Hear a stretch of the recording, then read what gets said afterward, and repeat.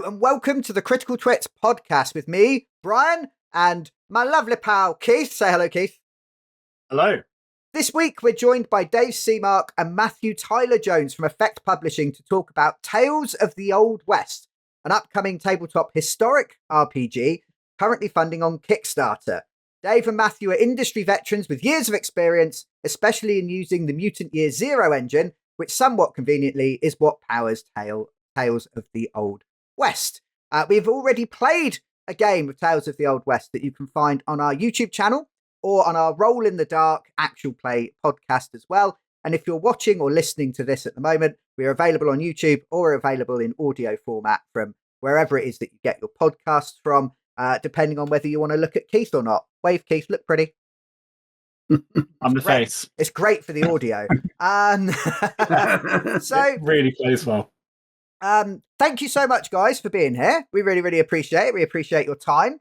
Thank you. And we appreciate some of your work in the wider tabletop industry, not just for Effekt and your Kickstarter. And we'll dig into that in a bit. But I think it'd be great if you guys could just introduce yourself quickly and then tell us a little bit about Tales of the Old West and how the Kickstarter's going and that kind of thing. That'd be brilliant. You want to go first, Dave? Since you love going first so much. We've had this conversation before, and I hate going first. But hi. Yeah, I'm Dave Semark. I am the better half of the duo behind the Effekt Publishing and also the Effekt Podcast, which is where we started off. We are currently kickstarting Tales of the Old West, which is our first collaboration, a Year Zero engine role-playing game based in the gritty historical West of the 1870s. But we started out 7 or 8 years ago with our little podcast, which originally started because we loved the game Coriolis from Free League, and so it started out as the Coriolis Effekt. And after, I'm not quite sure how long it was. It must have been a year or so, 18 months maybe. We broadened our horizons a bit, talked about more than just Coriolis, and so we became the Effekt Podcast, which is what we've been ever since. But spelt the Swedish way with a K. So if you're looking on the internet for us, spell it EFFEKT podcast. You'll find us in all the places you keep your podcast. We've even got a YouTube channel, but unlike these critical twits, we don't simulcast or anything like that. So our YouTube channel is video exclusive content, and frankly, not much of it, except, of course, one should say, recently there's been a whole bunch of videos that we've put up explaining why you should back and then play our Tales of the Old West game. Excellent. Sorry, I should say I'm Matthew, by the way. Hey, I'm Matthew. You see why I like him to go first, because he's much better at this kind of guff than me. You know? I'm going to go out on a limb and say you guys don't sound Swedish. We are not Swedish. Well, I'm married to a Swede. Oh, okay. But no, that doesn't make me Swedish. That makes me, what's the right way of putting it? That makes me ripe for you English. It makes me. You have a good vocabulary of Swedish rude words, I understand. Yes. It makes me ripe for criticism for not knowing much Swedish. But my wife did just teach me lots and lots of swear words and rude words straight away. So, yeah. Beauty of language. Enough to be on with, I guess. But actually, a little aside here. I have a friend who learned Swedish, Danish, and Norwegian because he'd read at school that Scandinavian men didn't go to the pub and women went to the pub generally on their own and the men stayed at home drinking. So he thought, if I learn all those languages, I can find myself a girlfriend in one of those countries. And indeed, he now lives in Norway. I think maybe within Italian, but there we go. That's I suppose the Swedish spelling, does that come from your work or your fandom, I suppose, to start with, of Free League? Yeah. So I mean, there is a bit of a story behind this, which goes back to 2016 or maybe even 2015, when I was in the Orc's Nest gaming shop in London, looking for something for myself for Christmas, and I found a couple of things, but one of them was Mutant Year Zero by this company I'd never heard of, Free League. So I bought it, took it home, gave it to my wife, and said, "Give me that for Christmas." And so I got it for Christmas, and I opened it and never really looked back. I absolutely loved that game, so we used to play quite a lot of that. But when they announced they were going to kickstart Coriolis, which is a science fiction game, same system, some what I thought was going to be similar mechanics around making your spaceship kind of the key epicenter of your group and all the rest of it, I was all over that. And I was desperate to play it rather than just GM it. So I then badgered Matthew to... At his wedding, nonetheless. There was he getting married to his Swedish wife. No, he comes over to me to spend half an hour telling me to buy this game. On the day of the wedding, you have to ask it, right? You can't refuse. It's like a Godfather situation.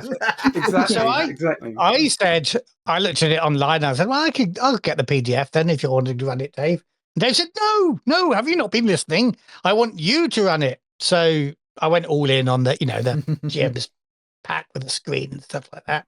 And then when I got the PDF, which of course came before the print work, I thought it was quite good. So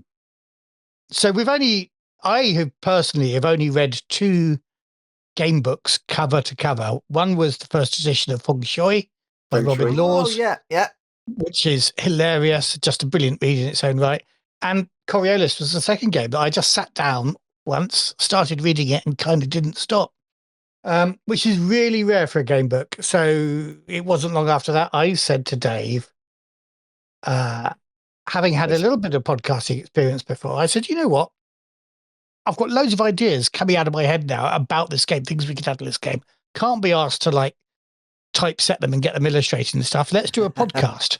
And then we can just talk about them and people can credit us for having a great idea. Like, for example, hammams, which is a great idea that then it was just about the first thing I think we got into an official Free League publication. Yeah, that's very true, actually. Yeah, your hammam ended up in...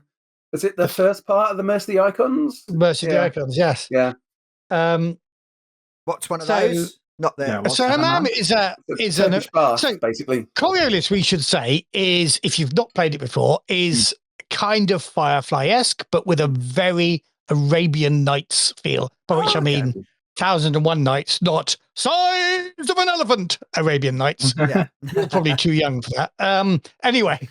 Arabian Nights feel, so yeah, it's very much what if it wasn't white people that colonized space. So lots of different languages. Okay. And I just thought, what if you're if you're a spaceman in a spaceship, you probably don't have baths very often. So, and if you're Arabic and flying around in space, you probably do have public baths at every spaceport, and they would be like the most luxurious hammams you could find. So we talked about that, and then. Actually, we did write that up, and somebody was very kind enough to illustrate it for us. And, nice. But then the writer of the first installment of Mercy of the Icons, their big campaign, said, "Oh, can we use a hammam? Can I steal that idea? Yeah. Can I steal that idea from Owen?" And we went, "Well, we didn't invent hammams." Yeah. Just you don't even need to give us credit for it, but we got a thanks, and that was our first sort of line in the book. But then, cutting long story short, long story long, you mean? Actually, yeah, we're going long story long. Dave, what did you then say to me about the idea of setting a podcast? Well, I had this totally ridiculous fantasy idea that, and I told him it was at the time. Yeah, you did absolutely. You tried to crush my dreams. We start the podcast, we get ourselves a bit of an audience.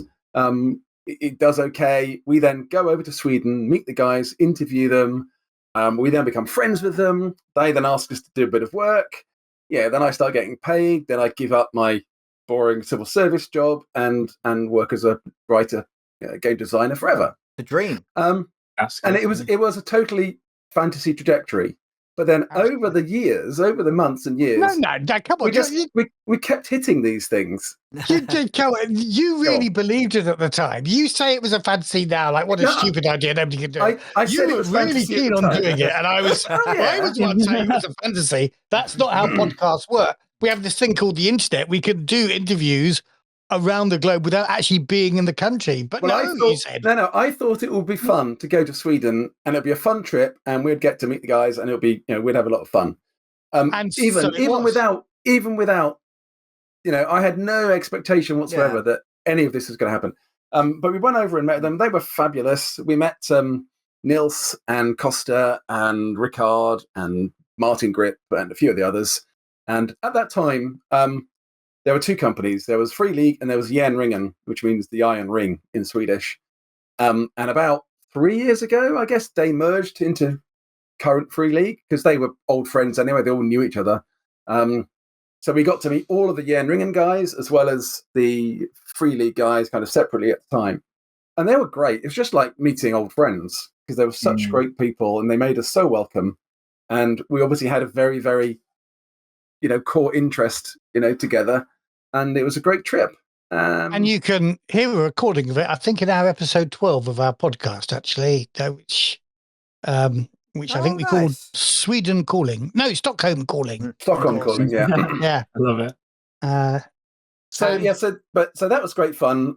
But that did then lead on to them, when they were coming over here in 2019 for UK Games Expo, when they wanted a bit of help, we were the obvious people for them to come and ask. So they asked They sent us an email, but they said before they could tell us what help they wanted, we'd have to sign an NDA. Ooh, exciting. Ooh, sinister. Love signing an NDA. So we were thinking, NDAs, this is about an IP, isn't it? This is about not them. This is about, because they're very open generally. I'm sure if it was one of their games, they wouldn't be worrying at all. But no. So we signed the NDA, and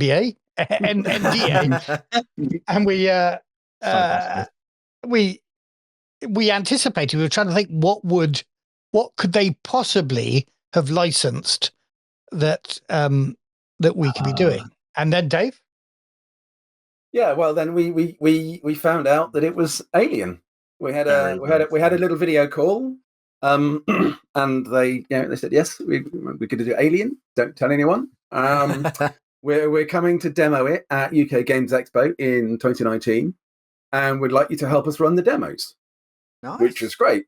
They also said, could you kind of write the demos as well, or write a demo to do it? Oh, okay. So cool. They wanted a very short adventure. Andrew Gasco, of course, was writing what became eventually their starter set adventure, but they needed a short one. They wanted to get as many people through the turntable as possible. They wanted the table to be at the stand. So it was going to be at the stands because, So we did a 90-minute adventure, basically, which just about is playable in 90 minutes. Yeah.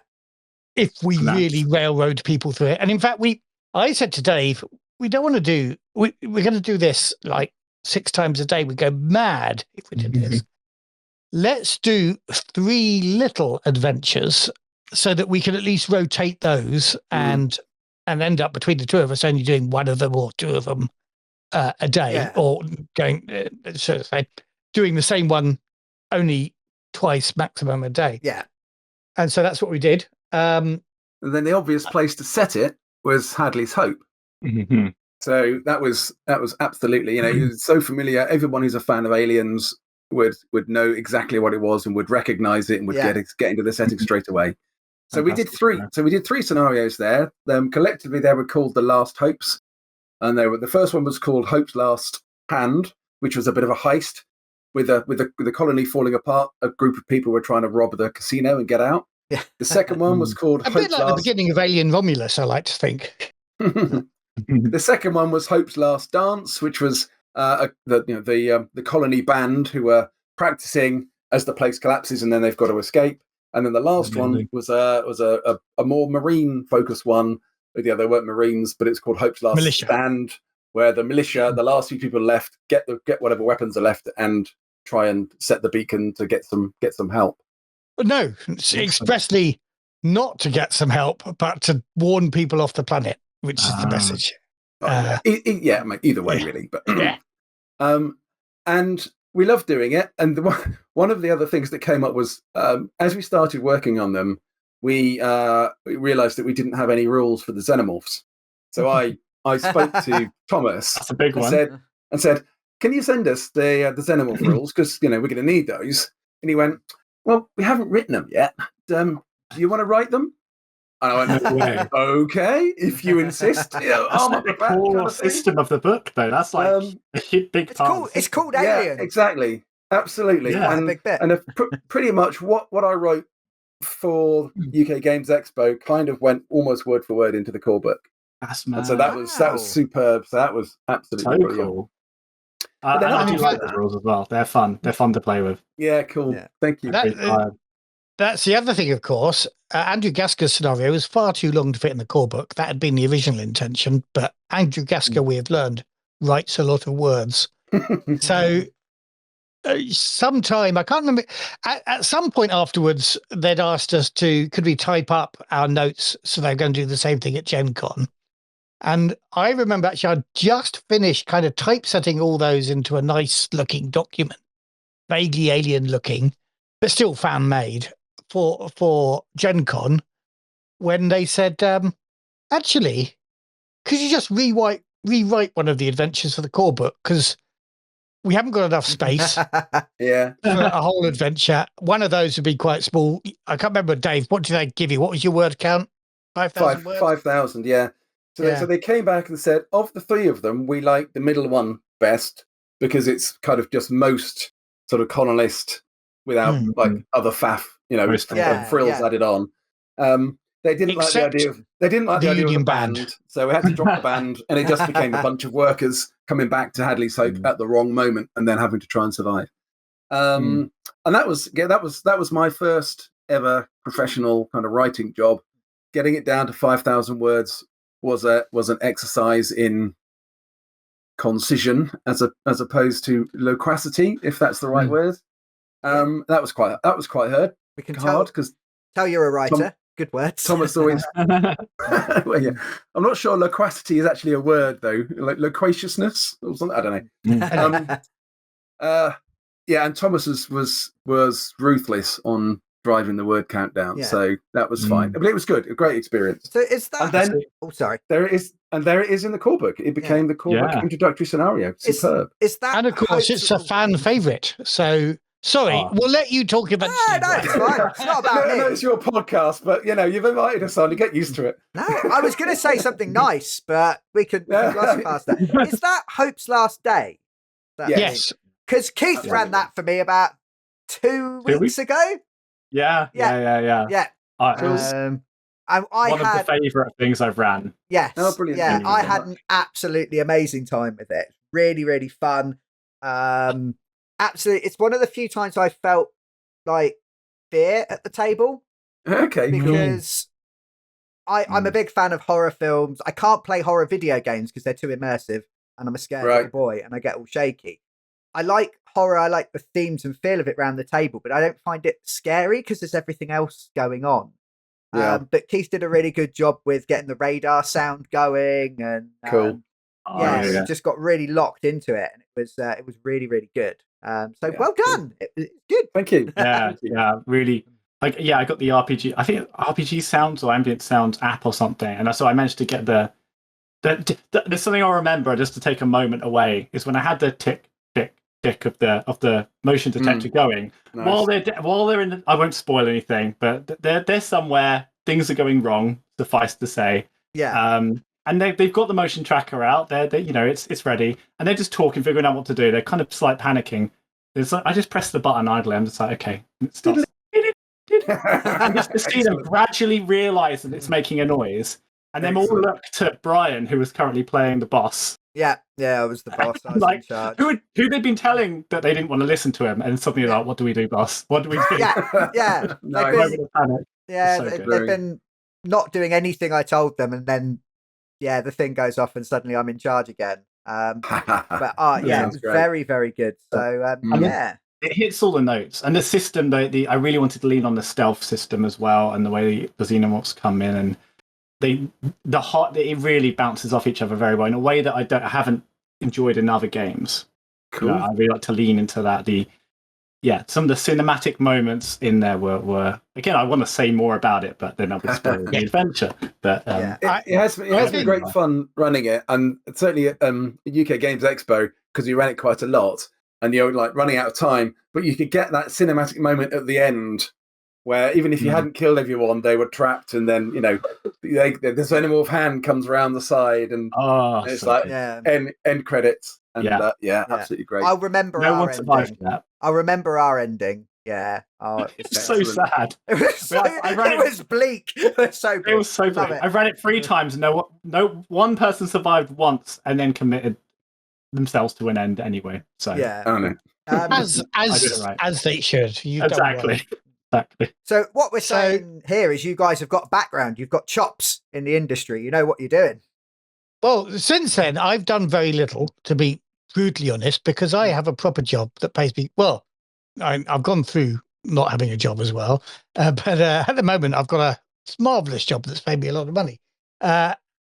Dave was probably equally well paid, but more bored by his job. As he'd already expressed this idea that he did want to see if he could make it as a writer. So you've worked really hard, Dave, haven't you? At going out and not just working for Free League, but for other companies as well.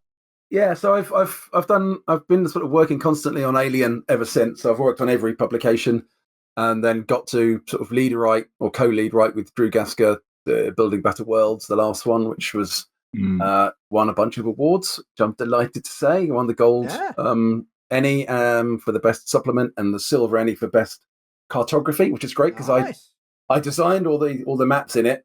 Somebody else, a lovely guy called Stefan Isberg, graphic designer, made them look really good for the book, but I'd done the design for them all, so it was absolutely delightful to get that, and I enjoy doing the map making side of stuff.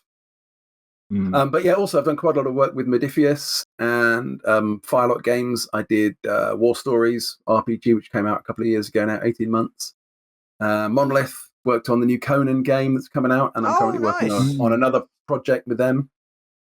So yeah, I've been very lucky with lots and lots of work. So you both written? Obviously, presumably you wrote like for a hobby, and then you came into it in Alien as a kind of a first time professionally. Shortly after, way back in the 80s. When was it, Dave? 1985, I think, wasn't it? 84. We went to Games Day, which was, of course, the Games Workshop organised single day convention in London, a bit like what Dragon Meet is now. And we had a role playing games club at my house called Highfield War Games, because we are so old that war games and role playing games were the same thing back then. We're talking Rogue Trader 40k. Is that where we're? No. This was Games Workshop's Judge Dredd role-playing game. Oh, okay. I don't even know that. Which was a D100-ish sort of role-playing game, but they'd got the license for it. They'd made a board game, which, funny enough, Rebellion, who now own everything, they re-released the board game last year called Blockmania, or year before last, in fact. But they had the Games Workshop had a Judge Dredd role-playing game as well. David written quite a good scenario for that, and I'd said, "Tell you what, it was excellent scenario." It was quite. I was very proud of that scenario. That was a very good scenario. Awesome. So you had written. So we'd written that, and we sold. We typed it up. I drew some pictures and made some maps. No, Dave, you made the maps actually. I drew the pictures. And then I, kind of typeset it in a very much old school 1980s fanzine, actual, cut and paste. Yeah. Bits of paper, put it through the photocopier. I don't know how many copies we made, 20, 30, something like that. Something like that. We sold them for £1.50 each or something. We did sell them all, though. Professional writers. So that was our first writing. Professional writers since 1985. Yeah, exactly. With a long break in the middle. Yeah. But not that bit. So obviously you've been involved in the hobby for a long, long time. You've been writing for Free League and Alien. What's brought you then over to Tales of the Old West and turning Effekt, the podcast, or 2 podcasts, into Effekt, the publishing house, and having your own game? What was the the process to kind of taking that step? I guess we'll start with saying this is the game we wanted to play, is the first thing. We didn't sit there going, oh, right, let's publish a game now. What's the genre that's currently underrepresented? And it comes from two directions. So Dave has reminded me only recently that he's been wanting to write this game for bloody 30 years or something. I mean, way back in the 80s, he was probably talking about running a Western. I have a similar thing about wanting to play Westerns that aren't full of magic shit. There's a lot of games out there like that. You know, there's a lot like that for reasons for very valid reasons, to be honest. But that's not what, you know, we both historically with all the gaming we've done, we've actually kind of turned a bit away from the fantasy side. We played a lot of Traveller and a lot of what I called humanocentric games. So not even Traveller with loads of aliens, but different factions of humans conspiring against it. Well, there were 2300. There were aliens in 2300, but they were kind of unknowable, only killable aliens. So we didn't particularly get all of them. So there's lots of politics going on. That 2300 game, we all had blooming corporations and stuff like that. By the end of it, you know, we'd invented new star drives, and I had my character had created a thing called the Battlefield Management System, which was, you know, wiring people into a sort of cybernet. Anyway. We were very much about human interaction in all of our games, so we didn't particularly feel you need to have vampires to play a good, thrilling game in the Wild West. And yet, David knocked some ideas around. As I say, 30 years ago. I have to admit that, as with most of Dave's rule systems back then, I think I thought it was probably a bit shit. But when I don't think you can remember. I certainly can't. Can I just double check? You guys are friends, right? No, this is a common misconception. Dave is my friend's little brother that just hangs around and has been since he was bloody 11. Something like that, yeah. No, but seriously, yeah, we've also got, Dave and I worked on another game together called Don't Panic, which is the official Hitchhiker's Guide to the Galaxy role-playing game. There's only one copy, and it's on my shelf over there at the moment in a blue folder. It's it was way ahead of its time, because again, this was written in the late 80s, early 90s at the most, and it's a role-playing game with only 2 stats. They're 2 a penny nowadays. All those one-page games and stuff like that. But we invented the genre. Nobody else stole it from us because only we ever played it. But we've done that. But we weren't particularly great at, you know, writing rule systems. And then when Forbidden Lands came out, speak for yourself, mate. Well, Although, I mean, there was one particularly bad example of a game that I did many, many years ago, which was like a combat simulator game. Well, I wasn't going to bring this up, Dave. Called Fields of Fire. I'm happy to bring it up. It's fine. Which I wrote with an old friend of ours who I haven't seen in many years. But it was quite complicated. It was quite crunchy. Crunchy, yeah. And the dynamic of how many actions you did was divided between 10. So you might get 3 actions and you go on 3, 6, and 9 or something. And there was a big glitch in it where if you pulled the pin on a grenade at the end of one round, you might not have time to throw it on the next round before it goes off. So that wasn't the best bit of. That's fun. And the armor impact of canvas was thrilling. So everybody, it was a line of sight. You couldn't see the target. So I gave them a negative because they were shooting through a tent. And they went, well, it's only a bloody tent. Pretty strong negative. You can't see the target. So anyway. There were some very good things about that game as well. So. Probably, yes. I can't put my finger on one at the moment. But anyway, there's practice going on there. But experience. Forbidden Lands comes out, and Forbidden Lands is kickstarted first of all, and 2 important things happening. One very wise and clever backer of Forbidden Lands suggests to Freely, Jones, you really are, that they release the Year Zero engine as an OGL or officially licensed. Now it's called an FTL game, free tabletop license, so other people can make Year Zero engine games. Yeah.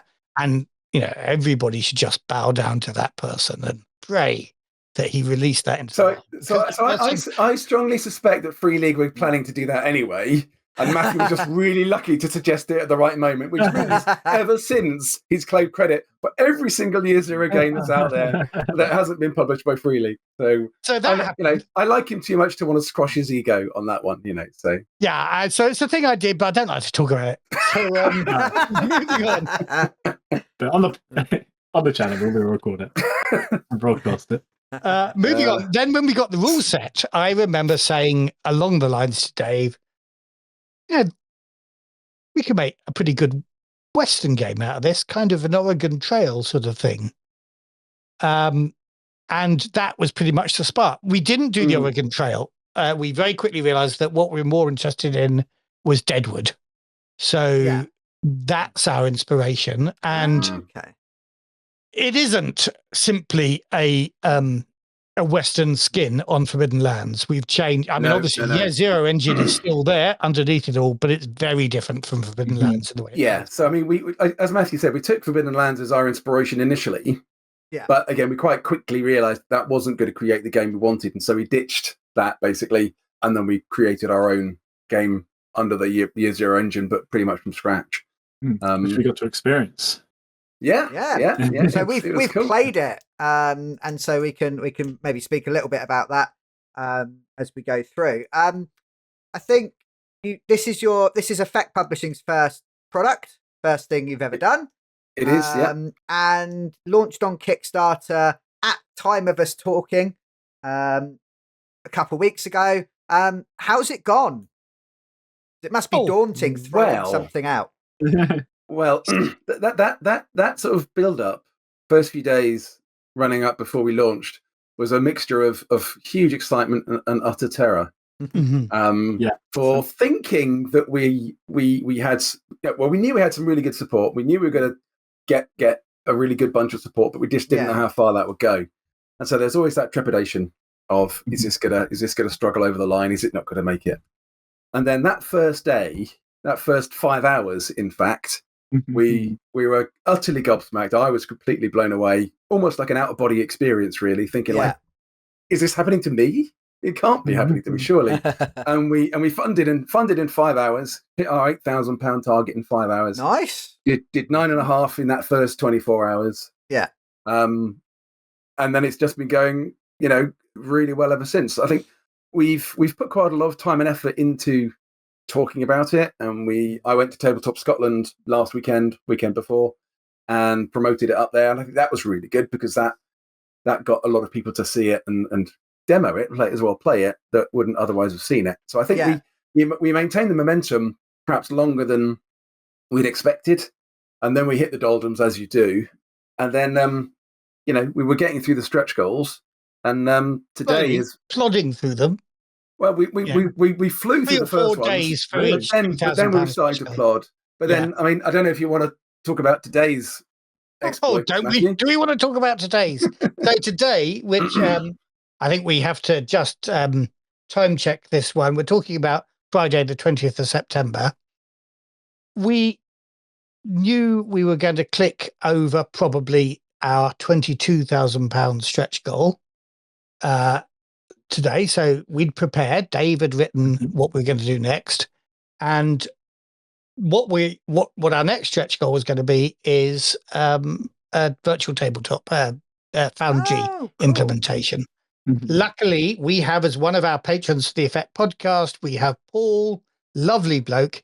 He had done most of, or in fact, all of the Alien modules for Free League, for Free League, and a good chunk of the Simbaroom ones as well. Again, all paid. Free League give him proper money for this. So that's not some fly-by-night hobbyist.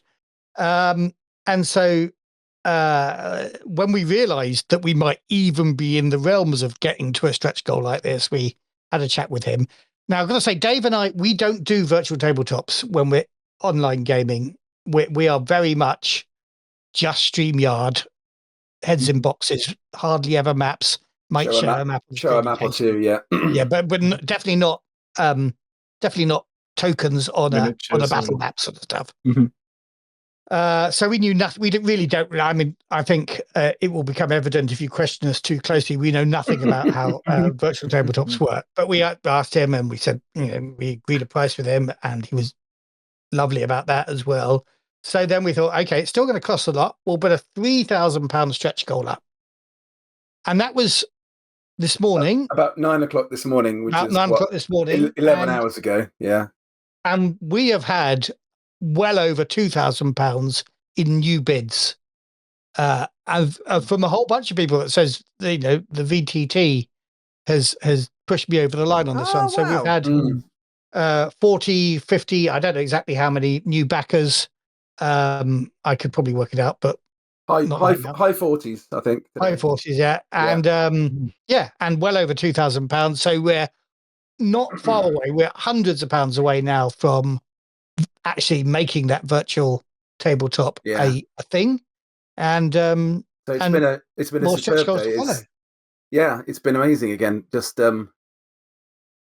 this is almost as good today, and maybe better perhaps by the time the day's finished, as the second day. So obviously you get loads. As Dave said, we got 9,000 quid on day one. That was great. Day two, there was another almost £3,000, 2,700 in bids. This is getting close to that, so it may actually beat our second day, which I'm stunned by. In the middle of the doldrums of a campaign is right in that low period. Shocking. It's a lot of time, right?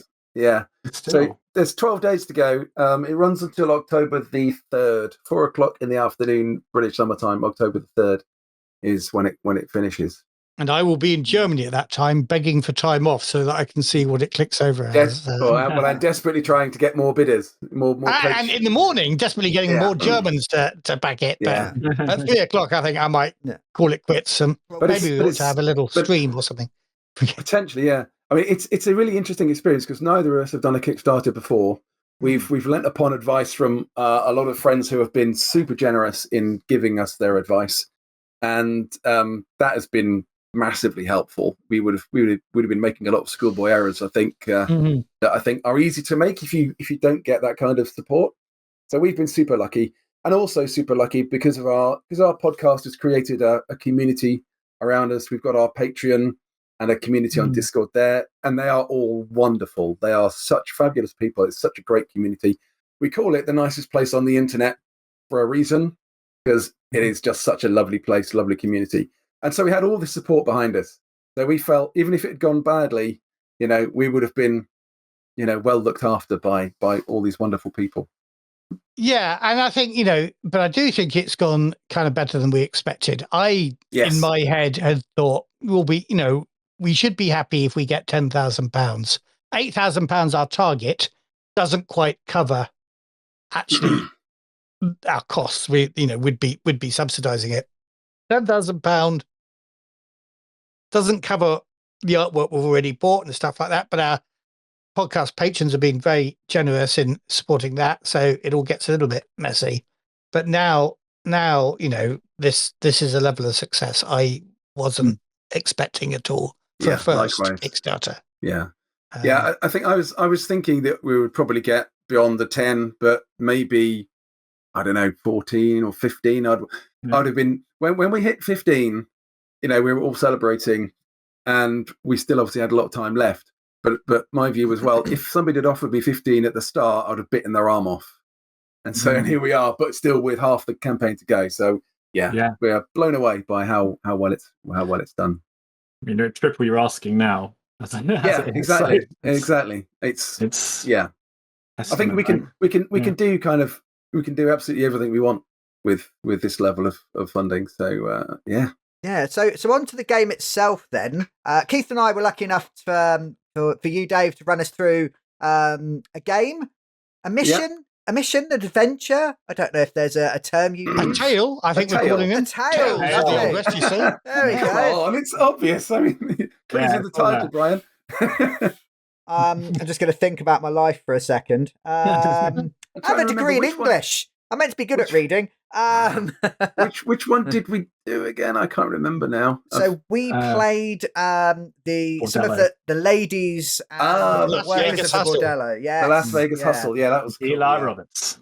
Oh, yeah. You were good. Yeah. Yeah. And Yeah. we had a great time. It's up on our Rolling the Dark podcast and on the YouTube channel if you want to look at me as I play. And Keith as well. Very, very beautiful man. Check him out. And what I thought was quite obviously the Mutant Year Zero engine is quite adaptable. It's your score in a stat. So if you've got a 4 in strength, that's 4 dice. Then your score in a skill, so punching stuff. If that's a 3, you get 3 dice. You add the 2 together, you chuck them. You want some 6s to be successful. And then every game seems to have a slightly different variation on that. So Alien uses a stress system. Mutant itself has mutant powers, and you guys have mixed it up as well with something different, which I thought was quite interesting.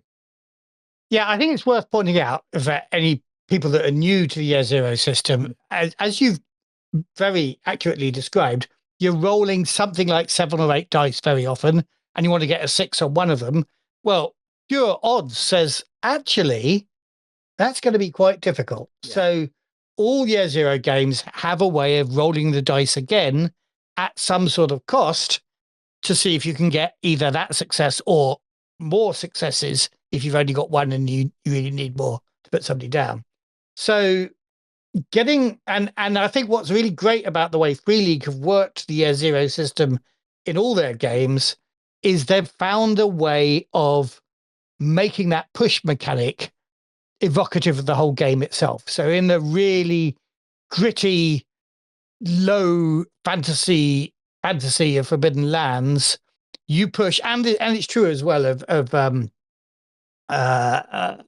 Mutant Year Zero. When you push your dice, you're doing damage to your gear and yourself. You're straining yourself. Consequence and drama. Yeah, But then exactly. you gain something. So you gain a mutant point or a willpower point, and you then use those to power stuff as well. So there's a benefit and there are simpler in hurting systems yourself. as well. Yeah. So in their Kids on Bikes system, which is really the beginning of their growth as a company, Tales from the Loop. Tales from the Loop. That's a lot simpler. You take a condition, which is basically a point off every dice roll you do in the future, for pushing the dice. It's as simple as that. You tick that box. When you've got 4 conditions, you have to run home to mum or your safe space. Nobody dies. Or your grandma, who you live with. Oh yes. Or your grandma. This is an in-joke to the listeners. This is sorry, I won't explain it, but it was a. If anybody listens to our AP of Tales from the Loop, there'll be a moment in it where for about 90 seconds, my brother and I are just dying of laughter, and Matthew's going, "What's going on?" What? Yeah, it was a joke that was 30 years in the making, but I won't bore you with it. So and in Versen, there's something a bit similar to that, but it's a little bit more complicated. In Coriolis, the game that we love, it's about prayer. So every time you push the dice, you are praying to the icons. They obviously exist because you get the benefit of that pushed roll, but the cost is a point of effectively bad karma, which you give the GM. It's called a darkness point, and that fuels the Bad terrible stuff things that the later on, GM yeah. does to you. I like to call them git points for the GM. Only when you're GMing, mate. Evil resource for the GM. And of course, Alien is, I think, It's probably the most stress, famous yeah. because it's so perfect. Which is when you push, you get an extra dice, actually, a stress dice. And that's brilliant because 6s on a stress dice are equally good. But when you get a 1 on the stress dice, you've got to make a panic roll. And for the first few points of stress, that doesn't matter that much. But then when you've built up your stress, terrible things can happen. Very cinematic things can happen. So that's each of those is different. And each of those fits the theme. And what we wanted to do, this is a really long lead into me personally. It's a very, very long lead in. But what we wanted to do is find something that fitted the Western genre. And we think we've cracked it. Well, with faith. So after all that, you didn't even mention the name of the thing. I'll get over to you, Dave. So I gave you a warning, for Christ's sake. So we have the concept of faith in Tales of the Old West, and that doesn't have to be religious faith at all, but it can be if you wish. It can be faith in yourself. It could be faith in your family. It could be faith in your skill with the gun. It could be faith in your horse. But it's totally up to you as a player. And you have a little statement that explains what your faith is, and then you have faith points, and you spend faith points to drive your to drive the push mechanic. So if you want to push the dice, you have to spend a point of faith. You can gain faith as well, though, and that was one of the things that I think when we first had the conversation where Matthew sort of described it in this way, it really hit home. So you see in all the movies when there's a gunfight happening the next day, the hero's been challenged, he's got to turn up at dawn or whenever. But you then have the montage of him cleaning his gun, having his last meal, going out on the range with his horse. And each of these things, if you do it in Tales of the Old West, gains you a point of faith. So you are regathering your strength, you're regathering your faith for that event that is coming.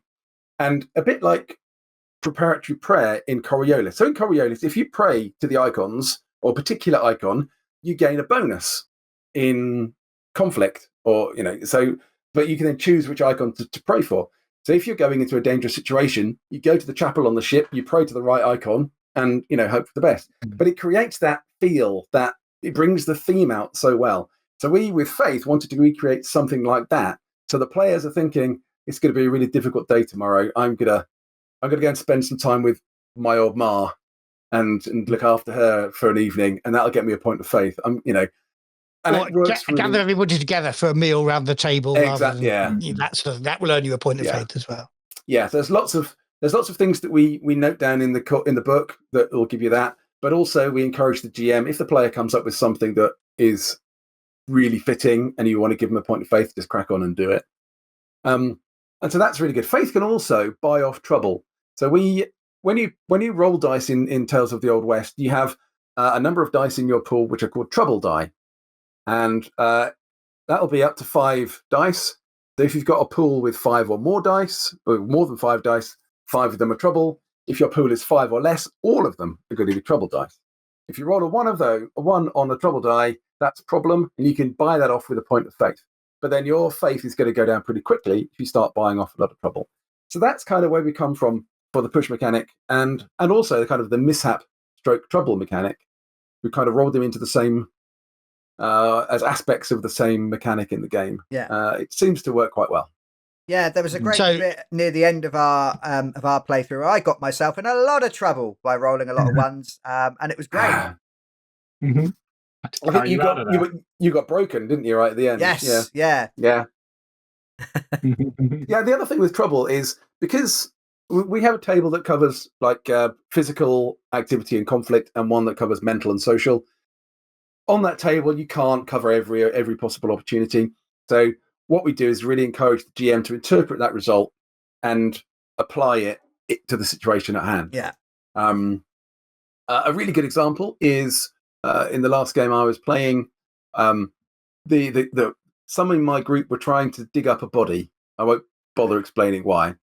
But they alerted the verger middle of the night, and he came out. So one of them tried to sneak up behind him and grab him in order to keep him quiet. Got trouble on his roll, rolled the dice, and the outcome was you hurt somebody else. And so what actually happened in the narrative was he tried to sneak up behind the guy. He tripped over a stone. He bumped into him. He knocked him into an open grave where he banged his head on a stone and took some damage. Started making a lot of noise. So they then had a problem. Do we kill him to shut him up? Do we beat him up, or do we run? And I won't go into the details of what they chose to do. But so yeah, there is scope in there for GMs to interpret those results and make them really narratively fit the moment in the game. Yeah, there's pretty balance there, isn't there? Like trying to make it not too specific and not just so it fits. Because I think that's the issue with tables sometimes, isn't it? It's like, I've damaged my knee while I was, I don't know, getting in a shootout. You might have to try and figure out how that makes sense, which isn't always bad, but it can drive the story if done well, can't it? Really well. Which is a lovely segue there, Keith, because the other thing that we've done a bit differently is the critical effects table. And just a bit of background on here. Obviously, the Wild West, guns are a thing. So we have slightly more nuanced gun rules than most Year Zero games, slightly crunchier because that whole thing is kind of a big part of the West.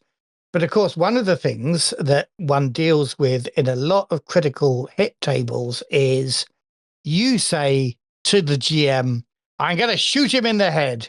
And then you roll, you make a successful roll, you get a critical hit, and yes, you actually hit him in the knee or the toe or something about as far from the head as you can possibly imagine. Yeah.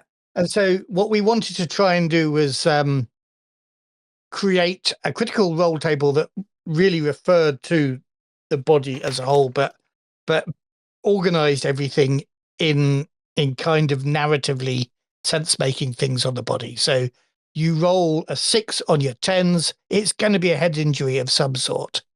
You roll a 1 on your 10s, it's going to be your legs of some sort. You can still do serious or relatively unfortunate damage, non-lethal damage, I don't think of, depending on what you roll on your 1s. But actually it means that the units dice, if that's a 1, then that's going to be a very superficial wound. You might shoot off the tip of the bloke's nose or something. Even if it's a headshot, it'll be just a light graze. Yeah. So the severity is based on the units die rather than the 10s die. So in traditional Year Zero games, the crit table does cover all the locations, but they're kind of all mingled up. But the severity just gets worse the higher you go in numerical value. Whereas for us, because we've broken it down into locations, as Matthew said, it's the units die that is the real severity, and you want low on that if you don't want to get hurt. You want high on that if you want to put somebody down. And then sorry. Okay. I was going to say, when we played, did you mention there was a rule if I wanted to aim for the head or if I wanted to aim somewhere, that could be done with a penalty or something? Or... Absolutely. Yes. So we have a called shot mechanic. So you can choose to aim for the head. If you succeed in that shot, you do get negatives, of course, because it's harder. If you succeed in that shot and still earn enough successes to do a critical injury, you don't need to bother rolling the 10s dice because it's already a 6. Because we know you've gone for the head. You just roll the units die and see what happens. I like that. We also have a concept of called strikes as well. So in most games, actually, in the pre-league ones, you don't have the option to try and go for the head with your knife or your sword. So we've given you the option. You can go for a called strike and try and knife somebody in the leg or the head if you wanted to. Yeah. With a similar negative, of course. But, of course, knock the gun from their hand, which is a thing you see in Westerns quite a lot, but you need to actually hit their hand to do it. So you do a called strike on their hand, which is a possibility that you have. Yeah. So all of this, we're trying to build the sort of tropes, and I guess, sometimes I think tropes is the best word. Story. The tropes of the Western genre is what we're trying to create. But that brings up an important point where, we're trying to do two things here. One is to honor the history itself, which is a very troubled history. Yeah. And we come back to the reason why there are so many vampires and zombies in other Western games. Yeah. Is because actually, if you're a white settler, you're probably the bad guy in actual history. So it's better to have some zombies or vampires that you can fight, and you can call them the bad guy and make yourself feel good about it. So we're dealing with that history, but at the same time, we also want to celebrate that whole mythology that has been built up, particularly through, well, not all of the mythology that's built up through movies, but there is a language that the world recognizes of the cowboy film, the spaghetti western, the close-up eye shot when you're heading into a shootout and stuff like that. So we wanted to be able to do that as well, while respecting the real history of the place, which is a difficult path to take. Yeah, I mean, in the real history, you can count probably on the fingers of one hand, pretty much the occasions, the documented occasions where two guys actually went out and had a duel that you would see in a movie. It's vanishingly rare. What would normally happen is they would have a big argument and a fight. One of them would storm off, get his shotgun, and shoot the other guy in the back through the window of the saloon. So that's a lot more common, that kind of thing. And of course, you can do that with this rule system. There's absolutely, you can do it any way you please. It's not ruled out. But obviously, the whole high noon duel kind of thing is so much part of the mythology. We have created rules to account for that, and that creates a real narrative moment in the game, because it's not just rolling the dice. It's not just drawing an initiative card and rolling the dice to shoot. It's very much about your presence and your intimidation. There's a face-off roll you have to make to see whether you can make the other guy like eek a little bit and then face him down. Then that modifies your roll to draw your weapon, and that's based on another skill, your light fingers skill. You get modifications depending on what your weapon is. So choosing your weapon is really important if you think you might get into that kind of situation. And then the winner of that, holster. Or a quick draw holster, yeah, absolutely. And then it's only then whoever wins that roll gets to shoot first.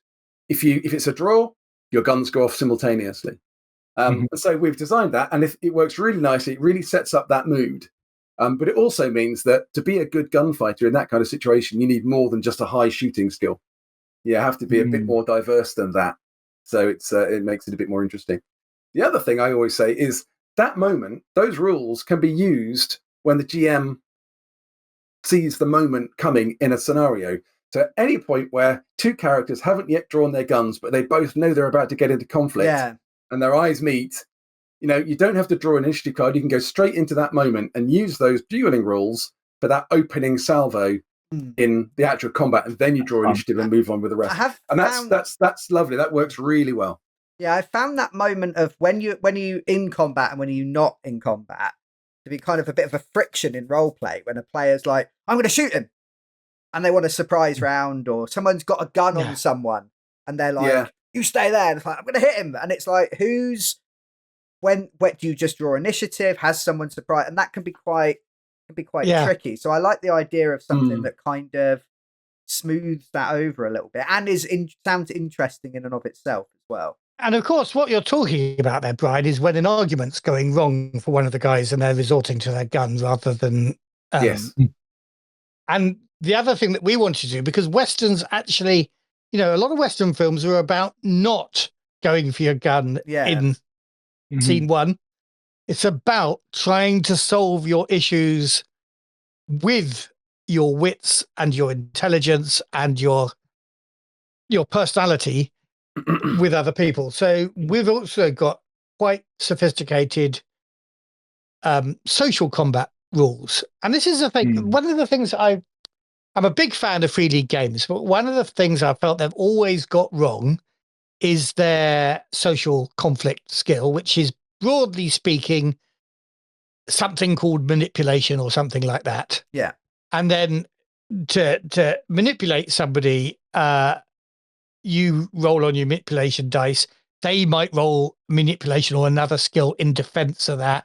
And if you beat them, then they have to do what you say. And this is kind of a quote from the rules. It's not exactly verbatim, but it says, you must do what they say or fight them.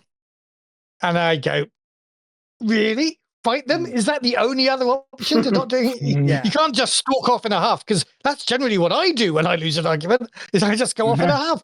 I don't get out my gun and shoot Dave. And believe me, I'm tempted to quite often.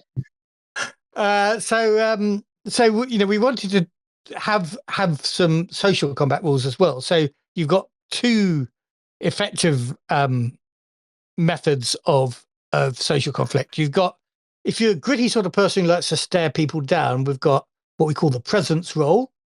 And if you're a talky sort of person who likes to persuade people to see your point of view, we've got what we call the perform roll. And they can be used in different ways. But they actually, if you win, then what you do is damage to their cunning or their docility stat. Docility is what we're calling intelligence. It's about being well-read, stuff like that. Yeah, the way I described it is, it's about your sort of level of education, your ability to retain information. Yeah. Yeah. That So came if up in our game, didn't it? Yeah. If you attack their docility with your clever persuasion roll, your performing roll, then if they lose, they have the option of doing what you say, oh, yeah, I see your point. Or if they don't want to, they can take doubts, which is a couple of points of damage from their docility stat. And again, if you want to make them angry or if you're trying to, put someone in their place with your presence, you're probably attacking their cunning. And there you get vexes, and only if you're broken on cunning can you do a physical attack, or do we recommend you might want to do a physical attack? But you might equally want to just run off crying or whatever. So it's built those into the system. Yeah, so broken on vexes, you get angry, you might turn the table over. Like Matthew says, it's possible you could attack the other person, but you are broken. So you are broken. You're not going to be able to do it twice. Scene. Yeah. But there is a consequence for that, because if you're doing that somewhere nice or swanky, the people, your reputation might go downhill in town because you got a reputation for getting angry and turning tables over and smashing windows. So it's a really nice thing, because at any point in that, the character who is suffering the damage to their docility or their cunning can say, okay, all right, I give in, have it your way. So you don't have to get broken. It's not a one or the other. But if it's that important to you, you can push it to the point and hope that you win the conflict. It stuck with me. Yeah, cool. I say Keith pulled off a brilliant kind of social combat in our game, and you say that it's physical combat something you build up to, and it was kind of like the first thing that happened, wasn't it?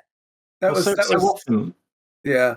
Sorry, so often, like you roll a persuade or something. It's like, cool, they agree now, which is a bit bland. This almost has a hit point system of like, you have to really get them. So. And in this scenario, we had one first player who was like, she started, or the player started bringing them down a little bit, making them doubt themselves. They lost some hit points, which then meant they were weaker. When I rolled my roll to try and persuade them to leave this place, it's not worth it. Which ended up doing enough damage for him to be like, okay, fine, I'm out of here. Yeah, which ended up getting him fired and out of the situation. Yeah, he was broken on docility right at the start of the of the scenario. I went, all right then, because he was supposed to be there giving you a hard time and doing his boss's dirty work. Yeah, all right then, and he gave up and walked out. Only for the boss to come in and say, "What the hell are you doing? You're fired." Yeah, it was great. It worked out really well. Yeah. It was a lovely moment. Yeah, I think this is possibly more for people who have played lots of Mutant Year Zero, but you're saying like kind of playing around with the systems. And I'm going to crowbar this in because I'm a terrible human being.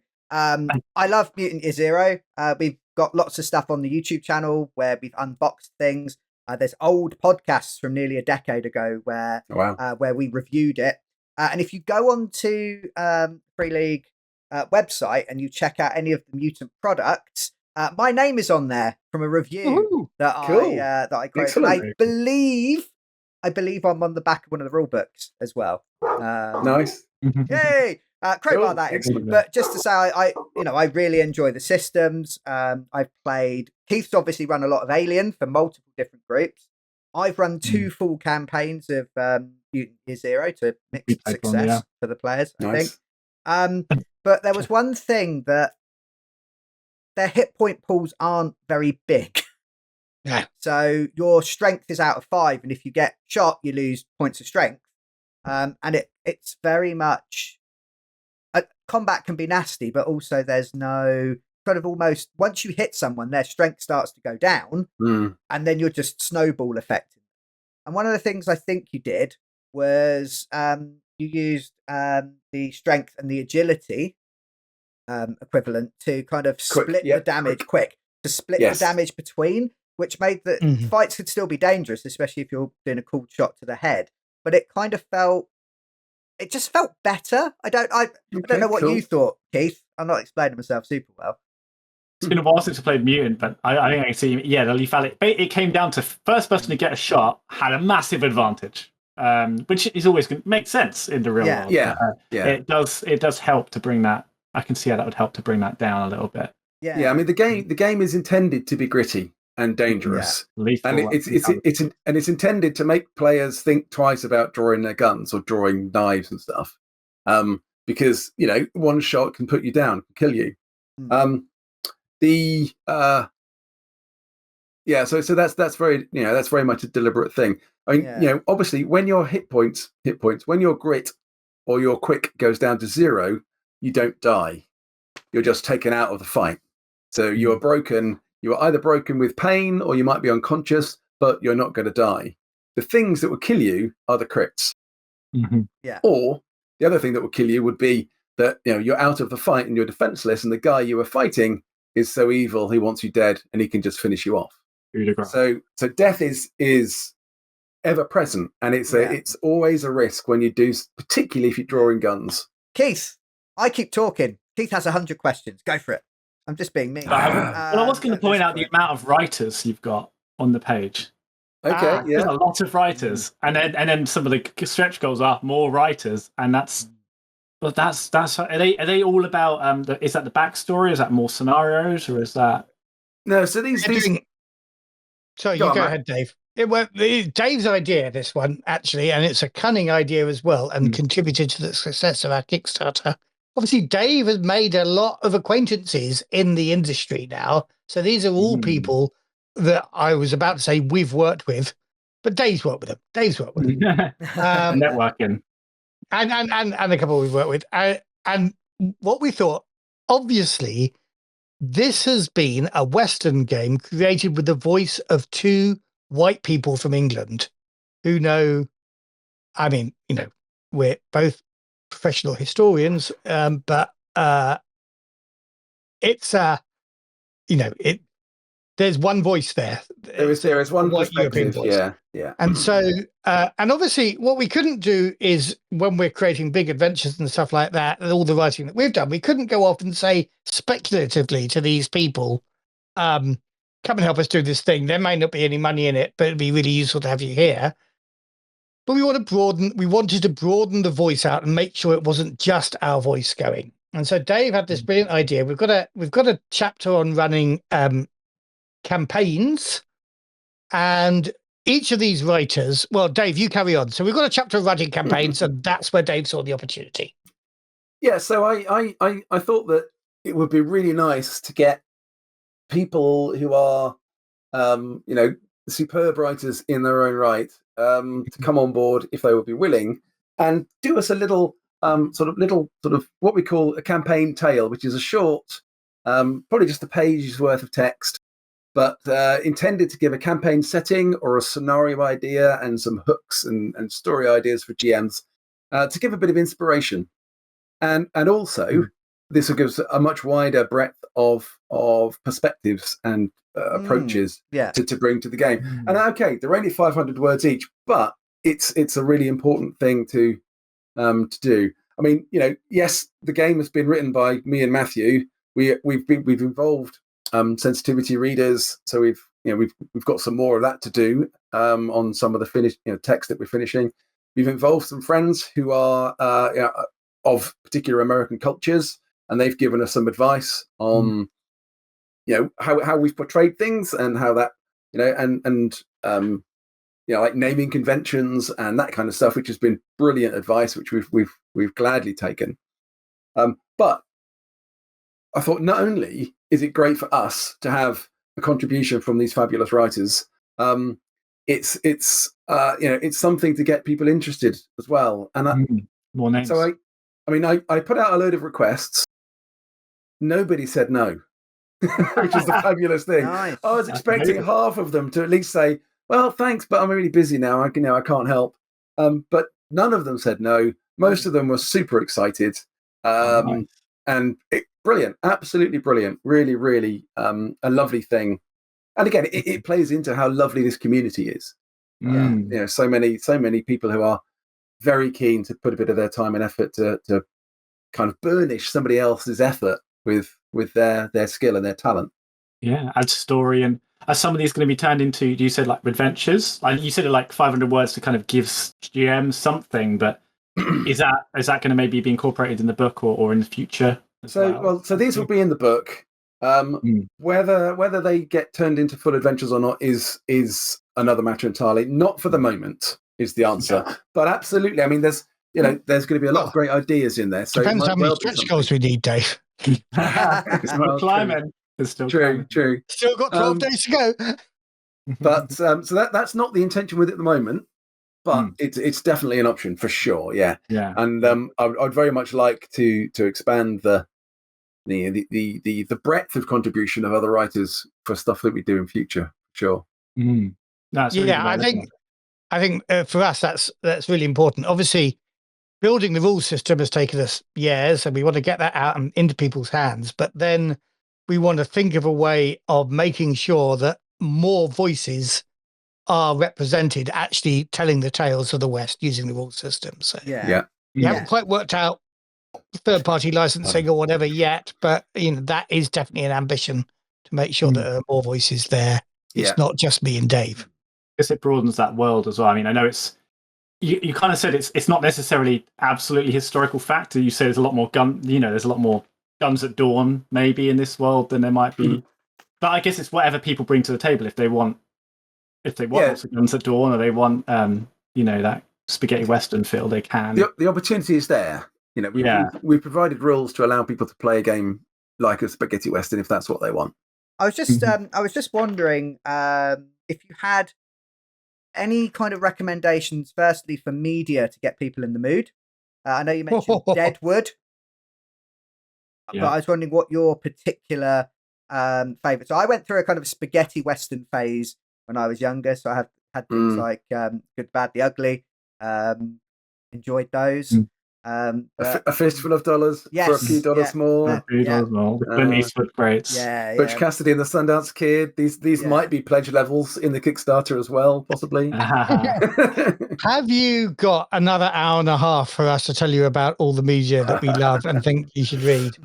Right. Okay. So off the top of our heads, off the top of my head, first of all, one TV series that I think everybody should watch is The English, which is brilliant. I think you can see that on Prime and the BBC.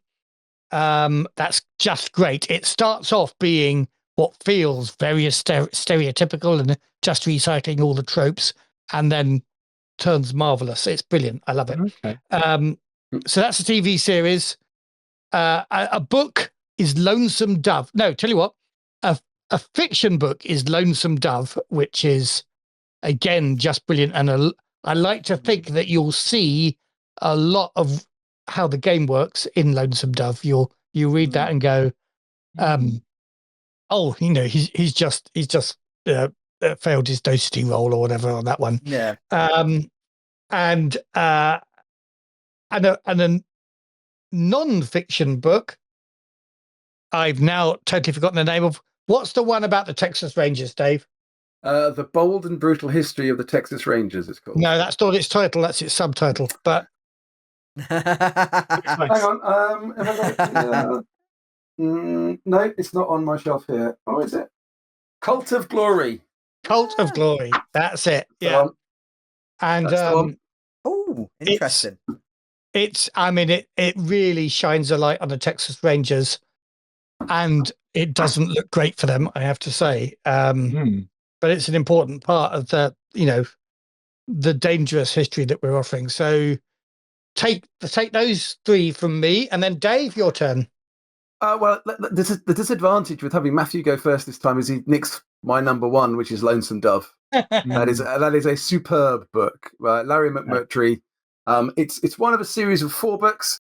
The other ones aren't quite as good as Lonesome Dove, which is the original, but they are all supreme. But Lonesome Dove itself is a masterpiece of 2 characters kind of never being able to talk to each other. Yeah. And it's just beautiful. And there's a scene towards the end, which again I won't spoil, which is it's the masterclass of understatement, and it's beautifully written.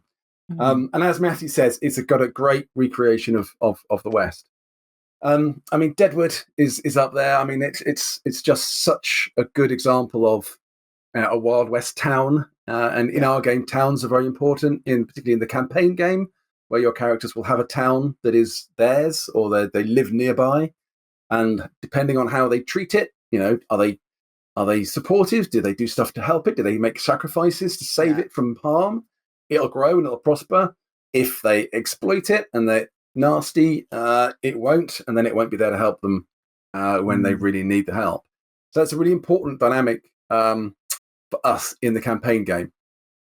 So Deadwood recreates that beautifully. Yes. If you want to get a sense of where we are taking our campaign game, watch Deadwood. One last question, specifically for Matthew, actually.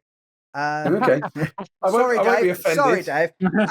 I've noticed that you are you are now a doctor, a doctor of letters, specialising in ludic narrative. Whoa. Yes. He's a doctor of playing Red Dead Redemption, is what he is. All kudos to him for getting a PhD for playing a computer game for 3 years. Yeah, but yeah. I just wondered. Sounds like more than 3 years. You put the time in. So, briefly, I used to work for the National Trust, and one of the things in the National Trust we were always trying to work out is how do we get emotional engagement in our stories? We know we do, or the Trust knew that they did lovely days out that people very much enjoy. Yeah. But how do we get that to get visitors to really connect with the story emotionally rather than just hearing a story there? So that was the core of my PhD. And what triggered it actually was a mate of mine at work coming in to say that he'd just finished playing Red Dead Redemption and he cried. And so I thought, maybe we in history land could learn a bit from video games. I wasn't particularly a video gamer. My hand-eye coordination was never great. So I'd let the development of video games kind of pass me by in favor of the tabletop. So I basically, long story short, got a PhD or applied to do a PhD at Southampton University and got a bit of a scholarship that paid my fees and a few £100 a year left over, with which I bought a PlayStation and a copy of Red Dead Redemption.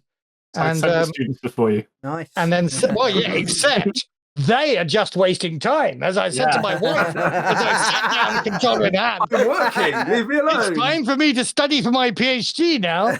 And it wasn't just Red Dead Redemption. There was also Dear Esther and Skyrim as well. Were three of my main texts. As Dear Esther blows me away, actually. Yeah, and so I wrote about that, and then I tried to apply what I'd learned into real world settings. Doesn't work. But that's fine, because once somebody's told you it doesn't work, then you don't need to do another PhD in it, but you get yours. Broadly speaking, that's about 9 years of my work. Wow. To find out, time, I hasten to add.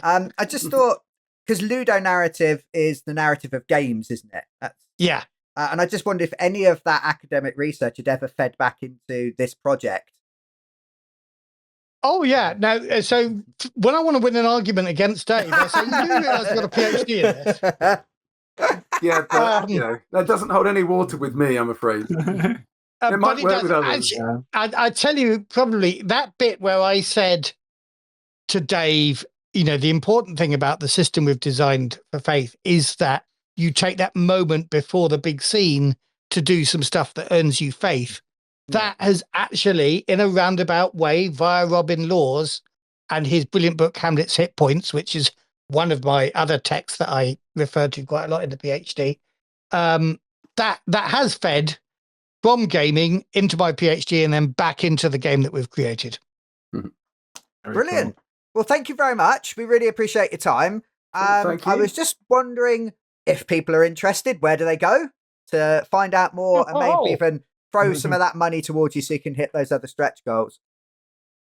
Well, obviously they go to Kickstarter, and I won't give you maybe we'll give you a thing that you can put in the show notes. Yeah, I'll pop a link in the show notes.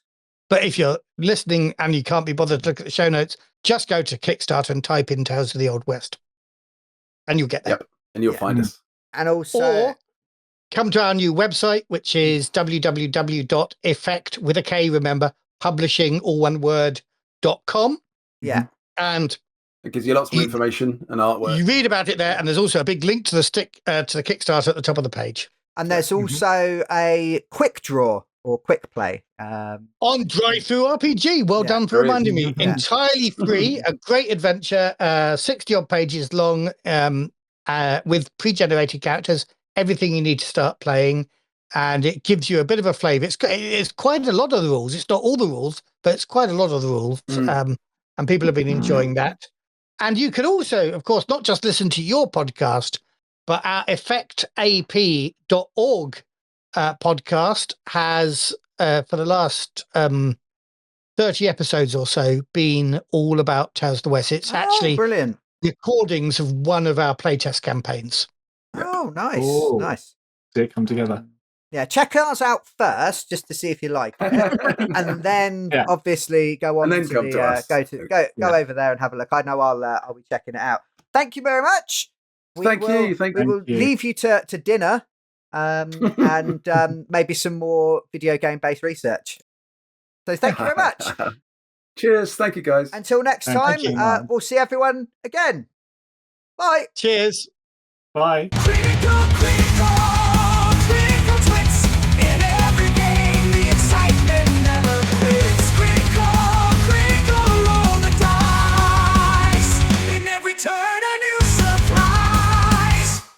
Brilliant. Cool. Are you guys ready for me to fumble my way through a terrible intro? By all means. Indeed. Do you guys, when you do your podcasting, do you find intros hard to do? Well, You're I don't know. going to say that I do, aren't you? So, yeah. I was ready for that. Matthew is our... for the podcast, it's fine. For interviews, it's a bit different. Matthew is our basically version of Michael Parkinson. Oh, lovely. Or Wogan. He's much better.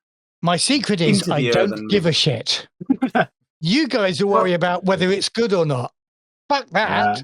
Just start talking and see what comes out. But I think actually you're better at maybe doing a bit of research and having questions in advance, whereas I just kind of listen and then I don't have a question. And it's like... And indeed, yes, sometimes all you can do is guffaw and act surprised as one of our... That is true, yeah. That is my role. As an on the actual podcast. comment when we were up for the award, some commentator went, "Oh God, the Effekt podcast. One of them's quite good, but the other one just guffaws and that's surprised all the I time." don't think they said you were quite good, actually. I think... I don't think I did that. Let's get this right, mate. But they did say It sounds like one of I them just knows the guffaw and news act or something. I can't remember quite what the other one was, but yeah. one of them never shuts up, I think it was. Hey, you've got to have balance in a podcast, right? One's representing the listener and the reaction, one's... Anyway, you can hear it for yourself. If you go to our website, there's a trailer, which is the individual podcast where we have cut out that particular review and just put that up for 30 seconds of this is what you might enjoy about our podcast. Oh, nice. I might see if I can cut that in.